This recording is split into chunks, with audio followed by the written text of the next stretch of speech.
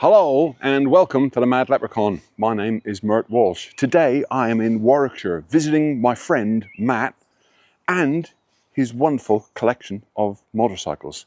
If that's something that interests you, please do stick around and stay tuned until after the intro.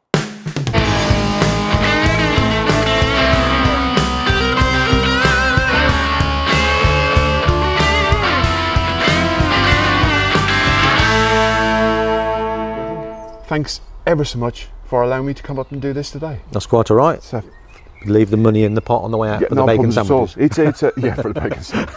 Right, tell me about it. It's a Moto Morini. 3.5. Okay. 350. Yep. But being Italian, of course, they had to write 3.5 on it, just to be a little bit different. Yeah. What do you want to know? Bit history, maybe, of the factory. Yep. So Morini was Alfonso Morini.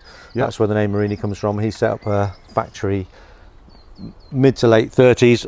If I was really confident, I'd say 1937, but I'm not. But we'll Google it. Somebody may correct. If it's wrong, we'll put it on the screen. So I'm saying mid to late 30s. And Matt is not scripted. It's all coming out of his head.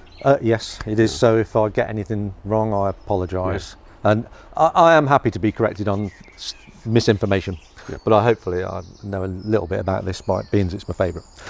So yeah, mid to late 30s, Alfonso Morini set the factory up, originally making little three-wheeler trucks, like the little Pegaso type trucks in Italy. The factory was in Bologna.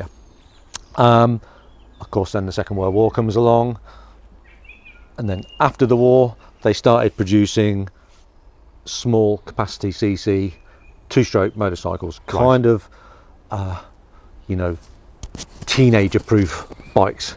Get on, click, kick it, and away you go. On from that, they started then building small capacity four-stroke single-cylinder motorcycles, 175s, because in Italy at that time the national championships were a 175cc. We've all heard of Giacomo Agostini, I guess. Yep, the absolute legend. Yeah, well, Giacomo Agostini cut his teeth riding a Morini 175 in the National Series before he moved on to bigger and better things.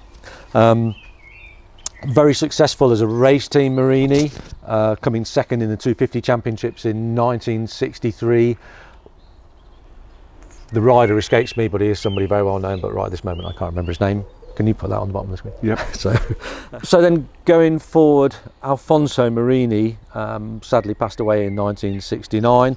Bikes and the factory still in Bologna, and the reins were passed on to his daughter, Gabriella Morini, which is pretty unusual. Back then, not circa 1970, 69, 1970.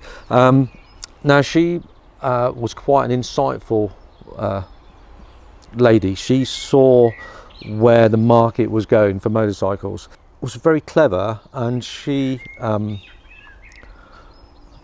approached a very renowned designer from Ferrari called Franco Lambertini, and persuaded him, I don't know how,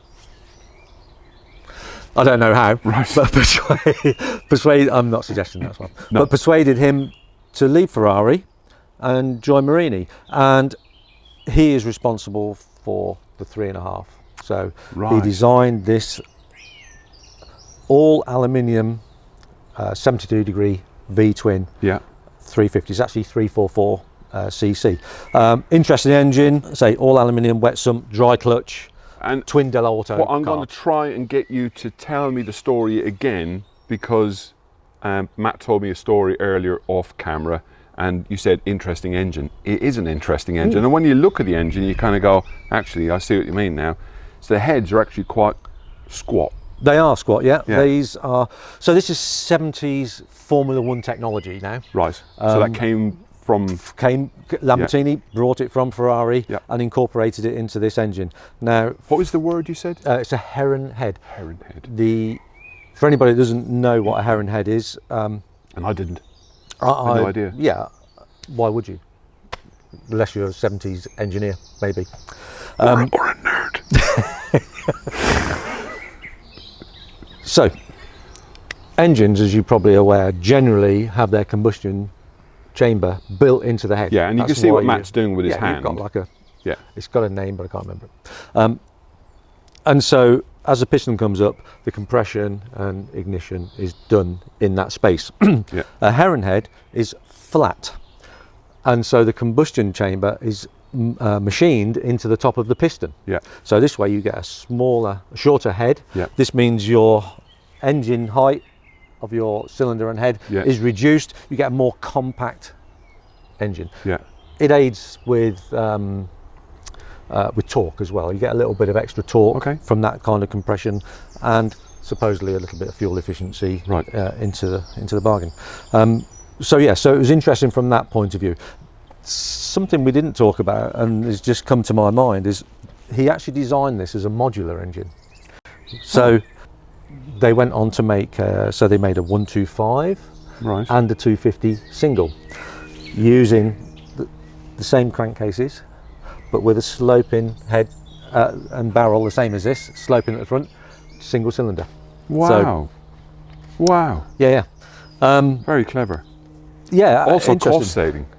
Yeah, and there is actually factories going back to doing that now. Absolutely, there is. Absolutely. Yeah. There is a. Let's talk about the Heron head again. Actually, I mean, we talk about it being a technology from Formula One of the 70s. There is also a cost saving in that type of manufacturing as well. Yeah. So, and being a small manufacturer, everything was about cost. Manufacturing. You said they were probably turning out. Oh, they were turning out at the height of production. So this is quite a rare motorcycle. You don't see very many of them, especially. So this is 1975. So this is the first incarnation of the sport. Prior to this, 73, we saw the Strada, which was a sit-up version. Yeah. Kind of a Tory, commuter type bike, and then they went on to make this. At the height of production for this bike they only made for 18 months, and they were churning out 20 a day at the height. That's at the height of production, 20 a day. It is a bench built motorcycle, which is not done on a production line where it comes along and everybody bolts a bit on. It is literally put together on a bench. It's beautiful. It really is. In fact, I'm going to go so far as to say, I think it's more beautiful, and I'm saying this because a pal of mine's got one, than the Laverde Jota. And you can disagree with that. I don't disagree with it because I'm saying it because a mate of mine's got one. Yeah, yeah. No, and I won't and he will disagree. I think it is aesthetically to look at. It's very pleasing. The proportions are all nice. The only thing that probably looks out of proportion to anybody, if they're paying any attention, is this first version was morning. Is Sue just running by? The only thing that may look out of proportion on this motorcycle for anybody I'm trying to scratch my brain now whilst you're saying that. Well, I'm thinking, just have a look and see what you think might be. Were we looking at it? Yeah, we're looking at it. They're looking at that side of the bike, and I'm looking at this side of the bike. It's the same this side. Where it's only in one place on the motorcycle, and it probably looks out of proportion. I'll give up. We have this wonderful Gramica. Okay. Twin-sided drum brake. Yeah. Which would normally be put on things like 750 Laverdas or the 750 Ducatis, but they stuck it on this. It has a lot of front brake, this motorcycle, considering it weighs 130 kilos. Right. And you said there's a reason sorry, go on. There's no reason for it. They fitted it because that was what was available at the time. Yeah. Say this, in this configuration, 18 months they built it for. After that, they went on to a single disc. Okay. Oh, so proper yeah, single they moved disc. on to a disc brake afterwards. Yeah. You said there's a reason why they made them 350. Oh, yeah, the engine size, yeah. So Italy, at the time of production of this bike, there was any motorcycle over the size of a 350cc had a tax levy imposed on it, and so this is why we had 350s, and this is why we see a lot of 175 Italian bikes also, because obviously the National Race Series was 175 through the 60s. So it's people often wonder why we have these strange sized motorcycles coming out of Italy back then. So there is reason for it. It isn't just Italian passion. Yeah. You know.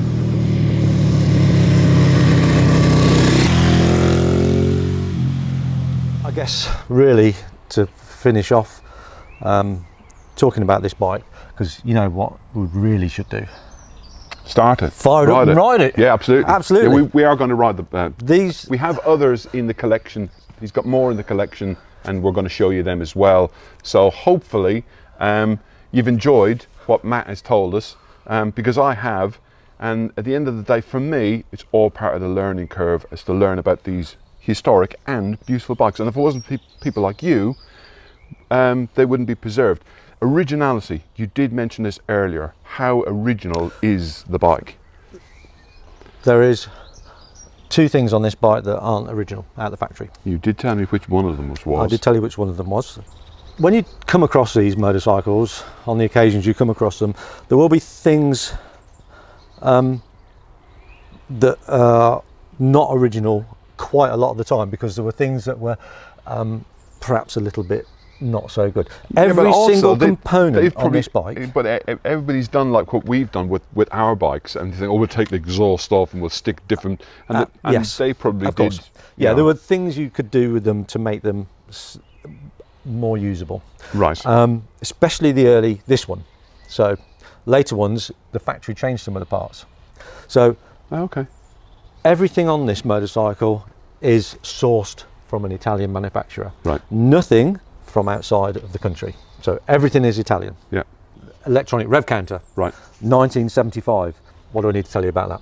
Maybe works between 8 o'clock and 1 o'clock on a Wednesday. The rest of the week it won't work. Yeah.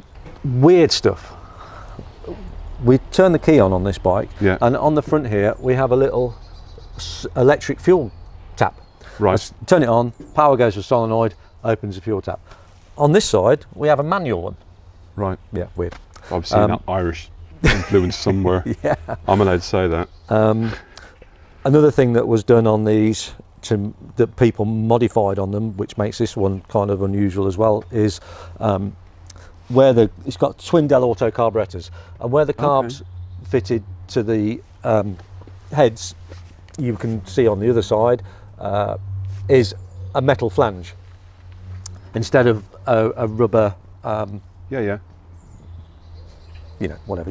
I can't. Think of the word, but yes, like a rubber manifold. Yeah. And they have a tendency to vibrate loose.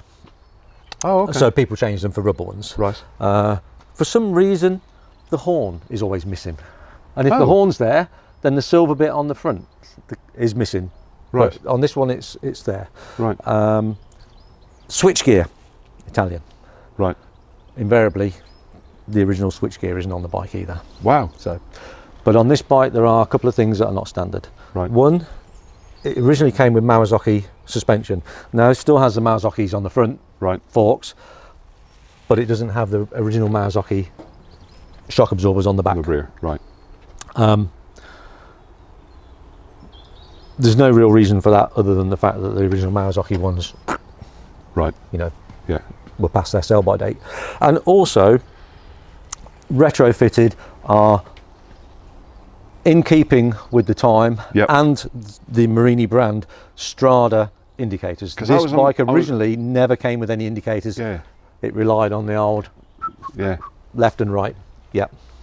Although in Italy, I guess it was, yeah, just a and that's it really. The rest of the bike is as it came out of the factory. Can you start it up? Look, it's nice and cold, look, so we've not had it running, have we, this morning? Nope. So let's see. Absolutely. We'll see. The other thing is, of course, we have the gears on the right hand side. Yep. And lovely. Which is one down? Yeah, one down and up. One down. Unlike the MV Augusta, which is on the right hand side, that's one up and the rest are down. Wow. So when you're riding these bikes, you'll be having to use a bit of memory power. So, and kickstart on the left, because we're all useful at kicking with our left feet. This is why I started off the bike. Easy starting procedure. If I'm quiet a minute and turn this and I come down here with the microphone, maybe we'll hear the solenoid switch on. No. So I couldn't hear it. Maybe we've got a bit of a duff battery. So 2 chokes, 1 on each carb. Doesn't need much. They just standard old style Del Auto. Doesn't have to be tickled or anything. No, they're just old style Del Auto. They have a little plastic knob on the top. You flick it up through 90 degrees, and then has a dry clutch. So I generally just clutch in and just make sure it's nice and free. Little tiny bit of throttle. These are there is a feeling to starting these bikes. Okay. I'm going to shoot myself in the foot here. Because you did say off camera it's going to be first when you've got kick. the feeling, you can get these to go first kick, every kick. He said that on camera as well now. Yeah. Don't let me down. No pressure. And then we turn, I knock one of the carbs off, one of the chokes off, and then just let it warm up. Beautiful. And if I pull the clutch, you'll probably hear it rattle. You can hear that? A little bit. Yeah, it's a dry clutch rattle. Right. Just in here. There you go. You can hear it. Sounds like an old Ducati. Yeah. Or a modern Ducati. And then we just knock off this carb. And then I'll switch that off.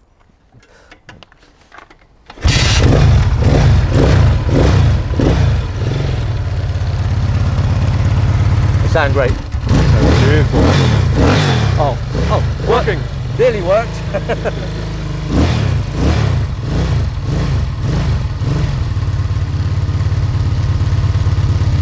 Yeah, lovely.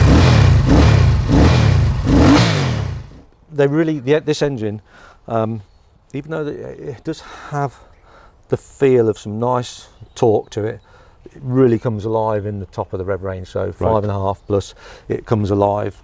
And you can really ride it. Yeah. Yeah, you'll be surprised. I mean, this was kind of, you know, aimed at beating things like the RDs and the stuff at the time. So that's where it's. So it would have been the air cooled or the. Yeah, the old air cooled RDs. The old coffin tank. Yeah. Right. But very expensive. Right. Yeah, you said earlier. Yeah, they didn't make many of them. You could, for the equivalent of what you could pick this up, buy this out of the showroom for, you could buy a brand new 750 Honda of the time. Wow.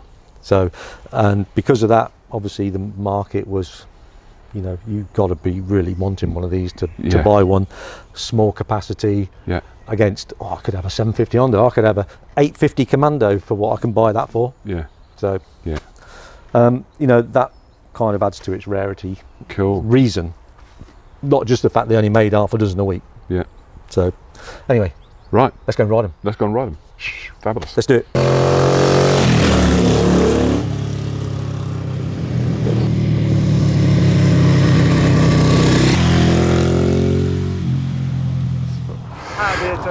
Okay, cool. Right. Oh, keeping in mind this is Matt's favourite bike, and he absolutely loves it. See? Oh yeah, footrest in the wrong place.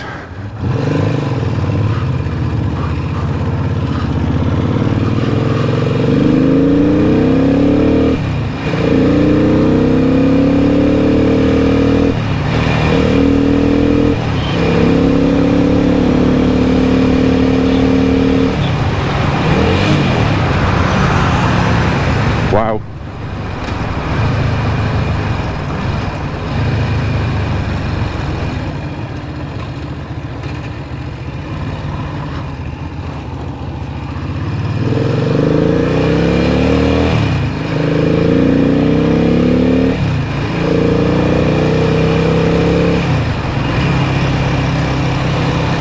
It's lovely, it really is, but it wasn't made for the likes of me.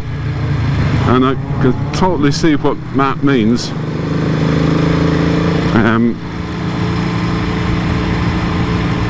Footrests are in the wrong place. Their footrests are completely in the wrong position. Which what a beautiful engine.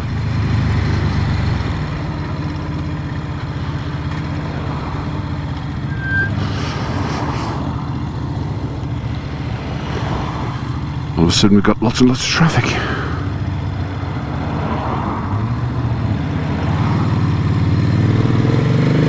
did try and ride a British bike some years ago with the gear selector on the right hand side, and if I'm honest, I couldn't get my head around it.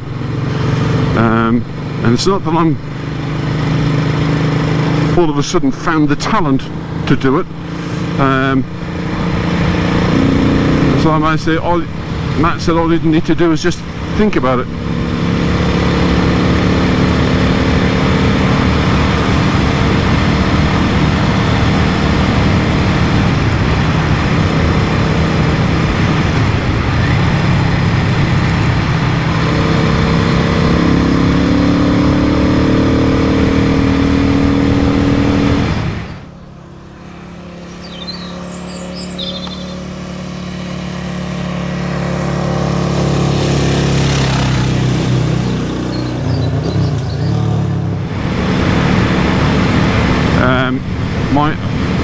Very conscious of my neck. I'm pushing my chin a lot further up to be able to see up the road. Suspension is beautiful on it, and the engine, for a very elderly V-twin air-cooled engine, yeah, the induction noise is beautiful, and the engine is gorgeous. It really is gorgeous.